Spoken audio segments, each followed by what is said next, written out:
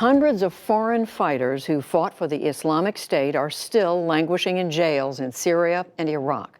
President Trump would like European nations to follow the example of Kosovo, bring them home and put them on trial.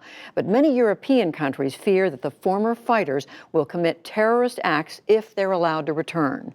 Special correspondent Malcolm Brabant traveled to Kosovo to meet a man who claims to have reformed after fighting for a group linked to the Islamic State.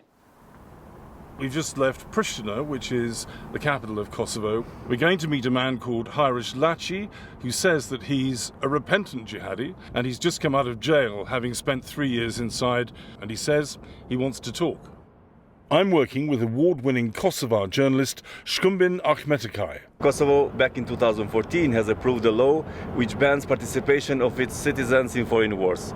So if they have participated in this terrorist organization or in foreign wars, they face jail. After the Islamic State was defeated, the Kosovo government transported back to these hills 4 jihadis and 100 wives, widows and children. For a year, Shkumbin has been trying without success to persuade a returning extremist to talk. Because they just feel that they're going to be stigmatized and they're going to be seen as people who have destroyed the image of this country. Because now, actually, as they have returned, they want to have a life here. We're heading to the cradle of Kosovo jihadism, a small industrial town called Hani-i-Elizit that produced many of the 400 Kosovar fighters who joined the Islamic State and bestowed the country with an undesirable reputation for radicalism. And this is 30-year-old Hajris Laci. Before he left for Syria in 2014, he was a distribution manager for a logistics company. Laci says he was radicalized after watching online videos about Syria. He says he joined a militant group that was absorbed by the Islamic State and fought against forces of Syrian President Bashar al-Assad near the port of Latakia. But he quickly became disillusioned and returned to Kosovo after a month. Laci spent time in this high-security jail after being convicted of belonging to the Islamic State. They took me to prison at the worst period of my life, he says. Let's get out of here, he says. Let's do the interview somewhere else. We drive for 20 minutes. Laci's short war was costly. He brought shame on his family. His relationship disintegrated. He seeks atonement while justifying his legacy. Everyone wants to be remembered for something he's done in his life. Those who have no values die forever. We stop by the main mosque in a nearby town. Are you a terrorist? I'm not terrorist. Islam learned to me to be a good person, good man, not terrorist. Did you ever decapitate anybody or do anything like that? Never. What was your motivation for going to Syria? Above all, it was due to compassion I felt for those people who called for help. Actually, I went there because I saw that they were abandoned by the world. They were Muslims, and who cares about them? What sort of atrocities did you see, if any? I haven't seen such atrocities, because to get their confidence for having access to these sites, or these actions we see on YouTube and other social media, you need to spend at least 6 months to a year to be trusted as a person. It's been about a year since President Trump appealed to European nations to bring back jihadis and their families from prisons and camps in what was Kurdistan and to put them on trial. But most European nations have been extremely reticent. Some, including Britain and Denmark, have taken away passports of those with dual nationalities to make sure that they don't come home. Recep Lushta is chief imam of this mosque and one of 20 theologians working to defuse the religious fanaticism of returning fighters. So far, 120 have come back.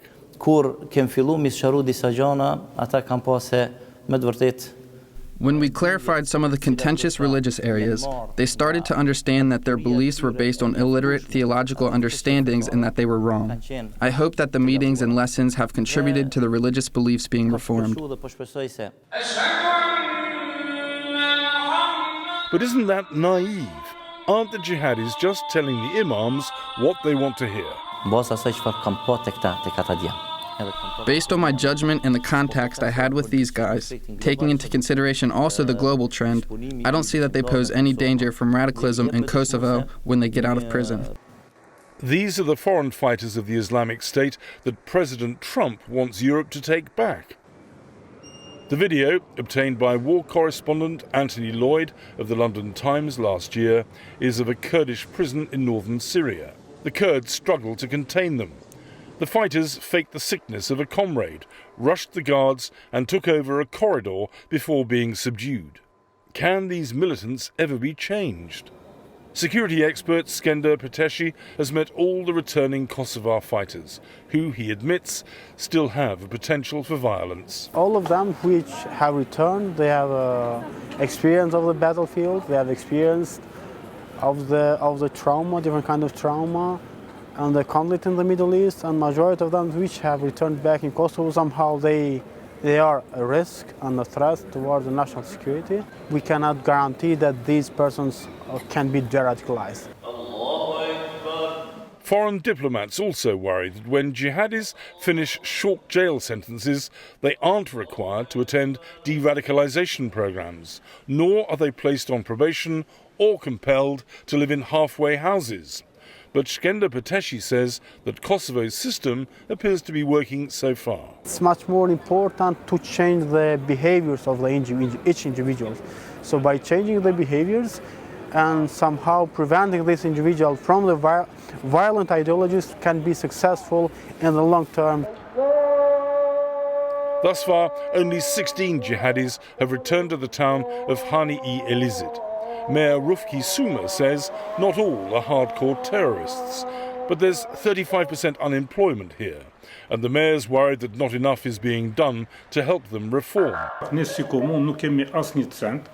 As a municipality, we don't have a single cent allocated for this category. If we had the financial means to help these people to open their own businesses, because we have people who are experts in their fields, it would be good. Otherwise, they will remain in their houses isolated. They will remain on the street, and by doing so, they will represent a risk. The town's repentant fighter wants to help. What do you think that you can actually contribute in terms of trying to help de-radicalize people? In the past, I've tried to de-radicalize people who have taken the wrong path and have been influenced by those with bad beliefs. But at the moment, many of them are still in prison, and I can't do anything while they're in jail. I hope to cope with my own issues in the meantime, but I can still contribute and help others in the future. Kosovo is preparing to repatriate a second batch of extremists.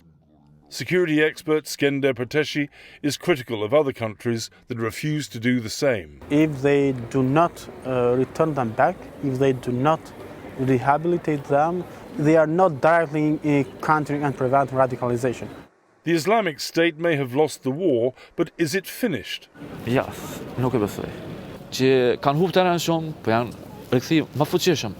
no. I don't believe they are done. Even in the past, they lost terrain, but returned more powerful. But the ISIS which I heard about, the one that I was close to, ISIS which my group cooperated with, is not done, although I wish it was the case. It's going to take time to determine whether Kosovo can safely defuse the potential time bomb that it has willingly imported. The rest of Europe is watching with trepidation. For the PBS NewsHour, I'm Malcolm Brabant in Kosovo.